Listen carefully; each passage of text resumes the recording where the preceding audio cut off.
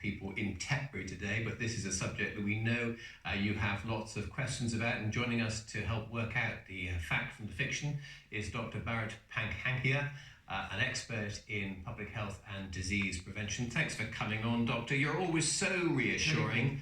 Things have got worse. Can you be reassuring tonight? Well, things have not got worse. All it is that we are seeing what we expect.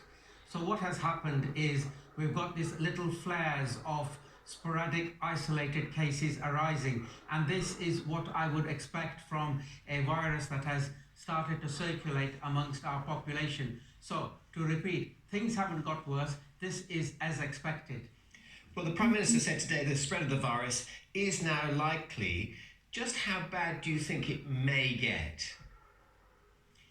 Well, it will get as bad as if we are negligent. And what I mean by that is we have to do everything possible to reduce the number of cases. So if we stop this rising tide, we will stop the number of cases and new cases. And that way, the NHS is not overwhelmed and we will have succeeded. So it is incumbent upon everyone to not get infected, or if they are infected, not to generate other cases. And I think it is possible. So containment has to continue, and we have to do everything we can. So it is everyone's social responsibility to make sure that they don't get infected, and if they are infected, not to infect others. So washing your hands and singing happy birthday twice whilst you do it seems to be the official advice, but that doesn't seem very dramatic. Is there a case for getting a flu jab or perhaps a pneumonia jab? No, not at all. It is good to be fully immunized and up to date always, because at least it stops you from getting your influenza or your pneumonia if you are entitled to either of those vaccines. We do not have a vaccine against the coronavirus, and we do not have medications against the coronavirus either. So what we have to do is try and not get infected in the first place.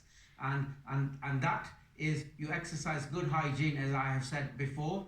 And on top of that, what I would like to say today is it's about time people started to practice it, because people tend to automatically wash their hands rather than thoughtfully wash their hands. So I want them to think about what they're doing when they wash their hands and dry them, and think about it whilst they're drying it. And similarly, when you have a cough or a sneeze, you think about what you're about to do, take the tissue paper out, catch it, put that contaminated tissue paper away safely, and then now you've got your contaminated hand. So wash that hand before you contaminate surfaces.